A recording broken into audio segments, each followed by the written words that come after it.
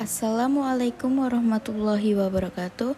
Perkenalkan, saya Asti Kurnia Dewi Saputri, NPM 5021205, dengan rekan saya Dewinta Mutiara, NPM 5021226, beserta Putri Melati, NPM 5021227, yang akan memaparkan makalah dari kelompok 5 yang berjudul Tugas-tugas perkembangan dengan mata kuliah Perkembangan Peserta Didik dengan dosen pengampu Bapak Chandres Abadi, Magister Pendidikan Kons.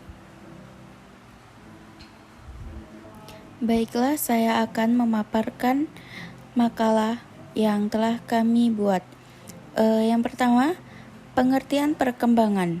Menurut Reni Akbar 2001, perkembangan secara luas menunjuk pada keseluruh proses perubahan dari potensi yang dimiliki individu dan tampil dalam kualitas kemampuan, sifat, dan ciri-ciri yang baru. Tugas-tugas perkembangan ini berkaitan erat dengan perubahan kematangan persekolahan, pekerjaan, pengalaman, beragama, dan hal-hal yang lain. Tugas perkembangan. Tugas perkembangan merupakan suatu tugas yang muncul pada periode tertentu dengan rentang kehidupan individu yang apabila tugas itu berhasil dituntaskan akan membawa kebahagiaan dan kesuksesan. Selanjutnya yaitu perkembangan anak. Psikologi perkembangan Dr. Anda Edistri, perkembangan anak adalah mengasuh, membesarkan, dan mendidik anak merupakan suatu tugas yang mulia, yang tidak lepas dari berbagai halangan dan tantangan. Telah banyak usaha yang dilakukan orang tua maupun pendidik untuk mencapai dan mencari, membekali diri dari pengetahuan-pengetahuan yang berkaitan dengan perkembangan anak. Selanjutnya yaitu prinsip-prinsip perkembangan. Perkembangan tidak terbatas dari arti tumbuh menjadi besar, tetapi mencakup rangkaian pertumbuhan yang bersifat progresif, teratur, dan berkesinambungan. Perkembangan dimulai dari respon-respon yang sifatnya umum menunjuk ke khusus. Selanjutnya, manfaat mempelajari perkembangan peserta didik. Antara lain yaitu dengan pengetahuan tentang perkembangan peserta didik, guru dapat memberikan harapan yang relatif terhadap anak. Selanjutnya, pengetahuan tentang perkembangan dapat membantu kita dalam memberikan respon yang tepat terhadap perilaku seseorang anak. Yang terakhir, yaitu pengetahuan tentang perkembangan peserta didik dapat membantu guru mengenali kapan perkembangan normal yang sesungguhnya dimulai. Selanjutnya, faktor-faktor yang mempengaruhi. Ada dua, yaitu faktor internal dan faktor eksternal. Faktor internal antara lain yang pertama genetik, yang kedua perbedaan ras, etnis, atau bahasa, yang ketiga yaitu umur. Untuk faktor eksternal, yang pertama faktor prenatal atau selama kehamilan, yang kedua faktor kelahiran, yang ketiga pasca natal. Untuk selanjutnya, pengaruh keberhasilan dan kegagalan terhadap penguasaan tugas-tugas perkembangan. Faktor yang menghalangi penguasaan tugas-tugas perkembangan yaitu tingkat perkembangan yang mundur. Kemunduran dalam perkembangan akan menghambat proses pelaksanaan tugas. Perkembangan yang akan dilewati sehingga tidak bisa berlanjut ke tugas perkembangan berikutnya. Faktor-faktor yang membantu penguasaan tugas-tugas perkembangan.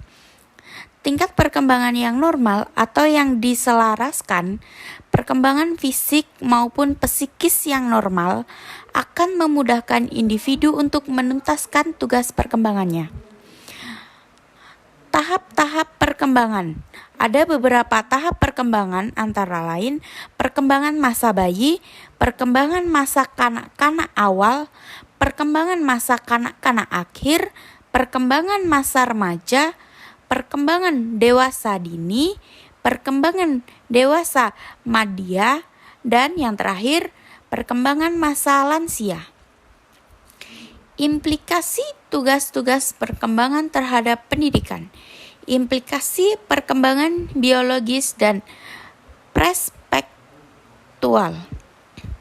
Di sini kita lihat bahwa perkembangan fisik peserta didik yang penting terhadap pendidikan. Implikasi perkembangan intelektual. Implikasi perkembangan intelektual. Perkembangan intelektual erat kaitannya dengan potensi otak manusia. Implikasi perkembangan kreativitas menurut pendapat Golder tahun 1999, kreativitas merupakan suatu aktivitas otak yang terorganisasikan dan imajinatif tinggi untuk menghasilkan sesuatu yang orisinil. Untuk yang terakhir, yaitu implikasi perkembangan sosial. Manusia menurut bawaannya adalah makhluk sosial sejak dilahirkan. Bayi sudah termasuk ke dalam masyarakat kecil yang disebut keluarga. Yang kedua yaitu implikasi perkembangan emosional.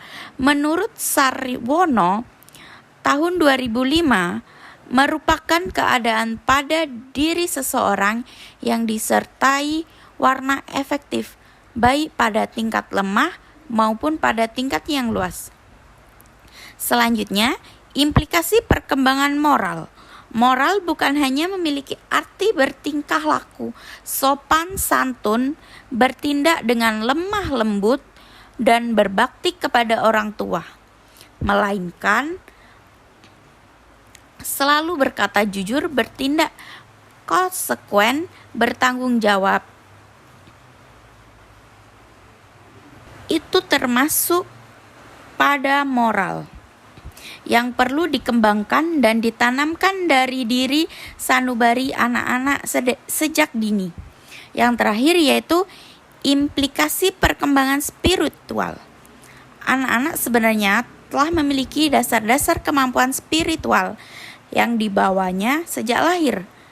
Untuk mengembangkan kemampuan ini, pendidik mempunyai peranan yang sangat penting. Terima kasih, itu saja yang dapat saya sampaikan. Saya akhiri, wabillahi taufiq wal hidayah. Wassalamualaikum warahmatullahi wabarakatuh.